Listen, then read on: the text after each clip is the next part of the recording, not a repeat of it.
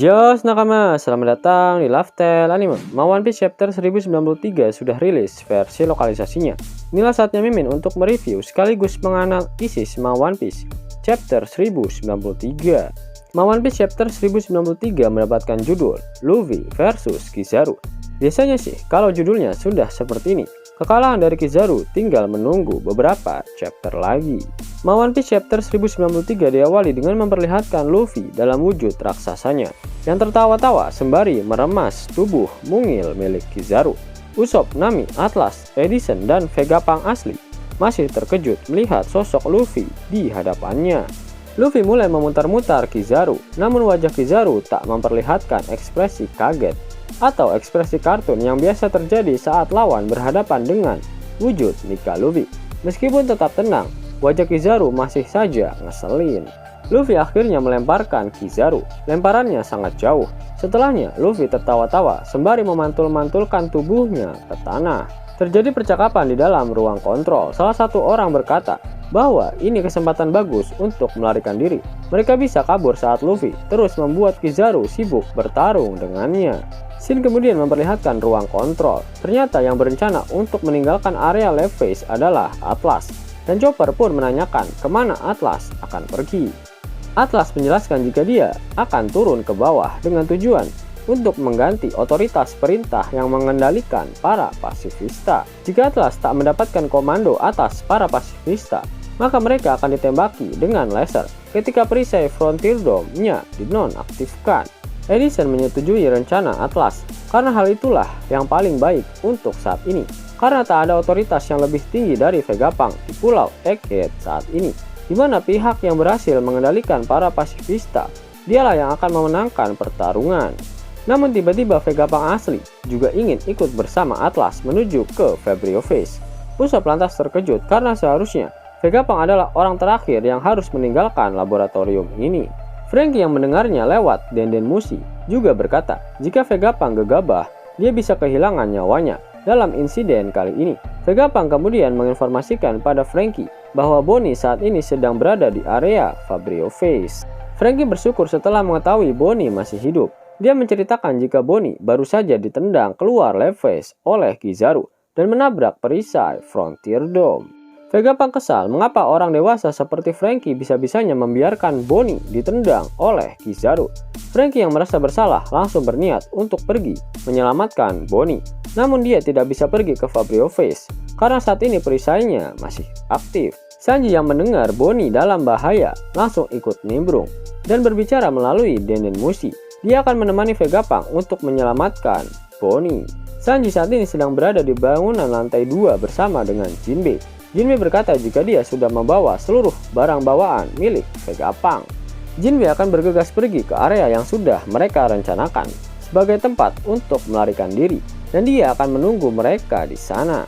Scene kemudian berpindah ke area Fabrio Face. Salah satu angkatan laut menginformasikan pada seluruh anggota untuk tidak mendekat ke bagian tengah kota karena ada bajak laut jewelry Bonnie di sana. Dia sedang bersembunyi di suatu tempat sehingga mereka harus berhati-hati. Selain itu juga sudah banyak dari kroco angkatan laut yang umurnya telah dimanipulasi oleh Bonnie. Terlihat banyak dari pasukan angkatan laut yang berubah menjadi bocil FF dan kakek Sugiono akibat kekuatan buah iblis yang dimiliki oleh jewelry Bonnie. Di sisi lain, Bonnie sedang bersembunyi di balik reruntuhan bangunan. Kemudian, para anggota angkatan laut diperintahkan untuk langsung menembak Bonnie apabila dia terlihat. Mereka juga menemukan Sentomaru yang terlihat kosong dan sudah tak sadarkan diri. Bonnie terlihat mengkhawatirkan Sentomaru. Kemudian diperlihatkan sebuah kilas balik singkat ketika Bonnie terjatuh dari Levi's. Bonnie yang melewati perisai Frontier Dome terlihat kosong setelah tertembak dengan sinar laser. Dia terjun bebas ke arah Fabrio Face, namun Sentomaru berhasil menangkapnya. Sentomaru sudah terlihat gosong. Dia meminta Bonnie untuk cepat pergi karena sebentar lagi angkatan laut akan segera datang ke tempat ini. Setelahnya Sentomaru langsung jatuh tak sadarkan diri. Flashback pun berakhir. Bonnie terlihat kebingungan apa yang harus dia lakukan sekarang. Apa dia harus terus bersembunyi hingga semuanya berakhir, ucapnya. Scene kemudian berpindah ke area Levi's. Luffy yang memantul-mantul melihat Zoro yang sedang bertarung melawan Rock Lucci. Dia pun menyapa Zoro, namun Zoro meminta Luffy tetap fokus pada Kizaru saja.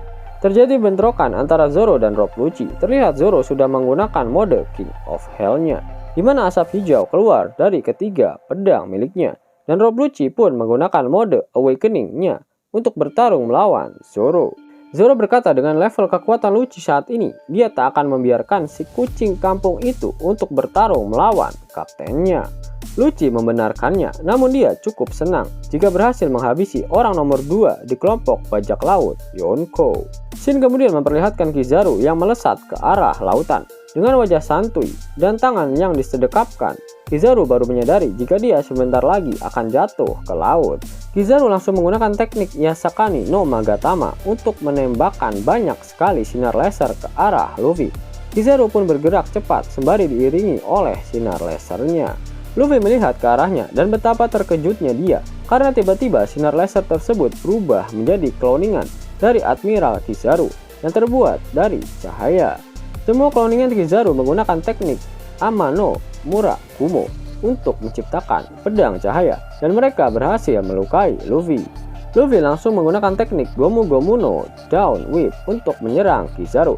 Namun dia baru sadar jika mereka seperti hologram yang sempat dia jumpai di area Fabrio Face. Kemudian Luffy mencoba mencari di mana keberadaan dari Kizaru yang asli. Luffy memancing seluruh klon Kizaru untuk bergerak ke arahnya. Dia pun langsung menggunakan teknik Gomu Gomu no Down Stamp untuk mengalahkan mereka semua sekaligus. Luffy berpikir dia berhasil mengenai Kizaru yang asli, namun ternyata Kizaru tak ada di sana. Luffy kemudian terkejut ketika mengetahui Kizaru yang asli ternyata sedang berada di dalam ruang kontrol. Luffy baru sadar jika dia yang sedang dipermainkan oleh Kizaru. Bola mata Luffy lalu brojol ketika melihat Usopp yang sedang dipiting oleh Kizaru. Usopp meminta pertolongan Luffy, sedangkan Brook menodongkan pedangnya ke arah Kizaru. Namun si Admiral Monyet Kuning tak bergeming.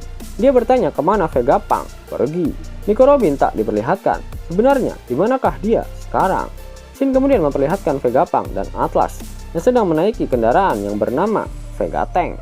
Sanji melompat ke arah Vega Tank dan berniat untuk ikut bersama dengan mereka ke Fabrio Face dalam rangka menyelamatkan Bonnie. Namun Sanji heran ketika melihat ekspresi Vegapunk yang tiba-tiba berubah menjadi serius. Vegapunk dengan tegas memperingatkan para angkatan laut karena dia akan segera menyelamatkan Bonnie. Vegapunk tak akan membiarkan seorang bocah kecil meninggoy di hadapan mata kakinya sendiri. Mata Luffy kembali brojol keluar setelah melihat Kizaru yang sedang menembakkan sinar lasernya ke arah Vega Tank.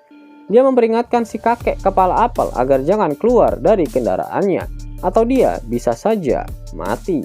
Luffy dengan sigap menahan serangan laser milik Kizaru. Dia berhasil menyerapnya dan membelokkannya ke segala arah. Meskipun Luffy masih merasakan kepanasan ketika melakukan hal tersebut. Di sisi lain, Franky melompat ke arah Vega Tank dengan niatan untuk ikut pergi ke area Fabrio Face. Dia meminta Lilith menggunakan Franky Shogun untuk memindahkan kapal Thousand Sunny ke area timur laut dari Pulau Egghead. Shin kemudian memperlihatkan pesisir dari Pulau Egghead. Salah satu angkatan laut menginformasikan pada seluruh pasukan jika Vegapunk baru saja turun dari stratum bagian atas Lab Face. Edison diperlihatkan membuka sebagian dari Frontier Dome agar Vegapunk bisa melewati area Lab Face dengan aman, dan kemudian dia langsung menutupnya kembali. Dari kejauhan, Atlas berteriak dengan tujuan untuk mengganti perintah dari seluruh pasifista yang berada di Fabrio Face. Perhatian semua pasifista, ini perubahan perintah dari Vegapunk. Musnahkan semua angkatan laut dari pulau ini.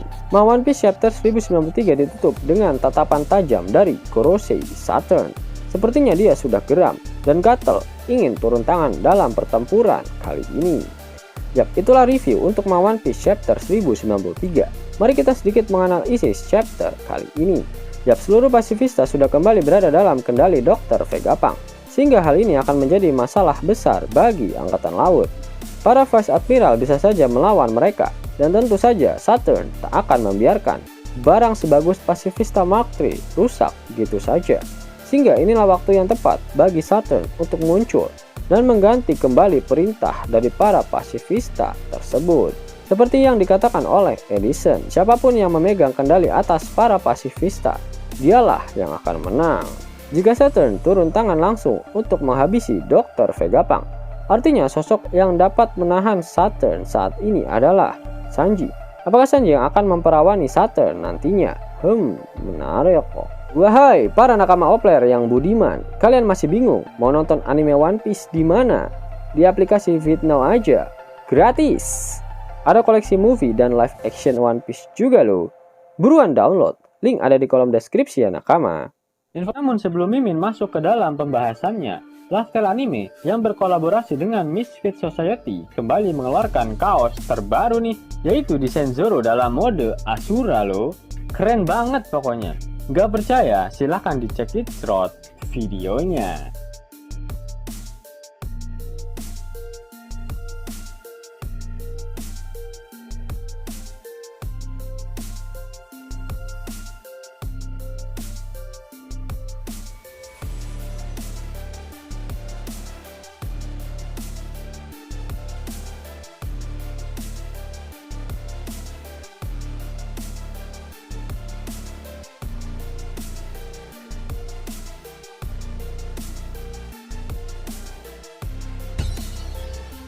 Bagaimana? Keren kan? Bagi kalian nakama Opler, terutama para fan gaynya Babang Marimo, kudu wajib harus punya baju ini. Gaskan, link pemesanan ada di kolom deskripsi. Jos nakama, itulah video review sekaligus analisis untuk One Piece chapter 1093. Jika kalian menyukai video ini, jangan lupa klik like, share, dan subscribe channel ini ya, agar nakama semua tak ketinggalan info menarik seputar One Piece. Arigato.